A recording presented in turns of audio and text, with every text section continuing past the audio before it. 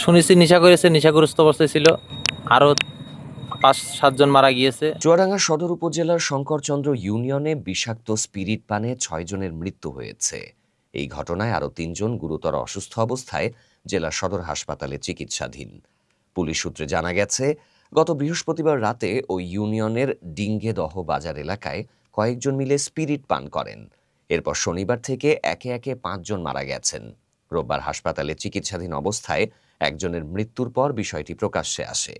নিহতরা হলেন চুয়াডাঙ্গা সদর উপজেলার নফরকান্তি গ্রামের পূর্বপাড়ার ভ্যান চালক খেদের আলী, খেজুরা গ্রামের হাসপাতাল পাড়ার মাছ ব্যবসায়ী মোহাম্মদ সেলিম, পিরোজখালী গ্রামের স্কুল পাড়ার ভ্যান চালক মোহাম্মদ লালটু ওরফে রিপু, শঙ্করচন্দ্র গ্রামের মাঝের পাড়ার শ্রমিক মোহাম্মদ শহীদ, ডিঙ্গেদহ গ্রামের টাওয়ার পাড়ার মিল শ্রমিক মোহাম্মদ সামির এবং ডিঙ্গেদহ এশিয়া বিস্কুট ফ্যাক্টরি পাড়ার শ্রমিক সর্দার মোহাম্মদ লালটু।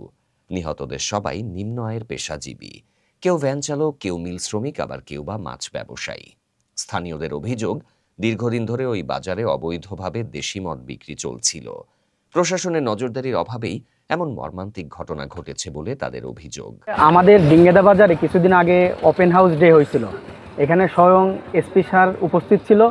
আমরা আমাদের এখানে যারা মাদকের সাথে সম্পৃক্ত আছে বা এই কারবারের সাথে জড়িত আছে, আমরা আমাদের এই বিষয়গুলো তুলে ধরেছিলাম। চুয়াডাঙ্গার অতিরিক্ত পুলিশ সুপার জামাল আল নাসের বলেন, অ্যালকোহলিক পয়জনিংয়ে তাদের মৃত্যু হয়েছে বলে প্রাথমিকভাবে ধারণা করা হচ্ছে।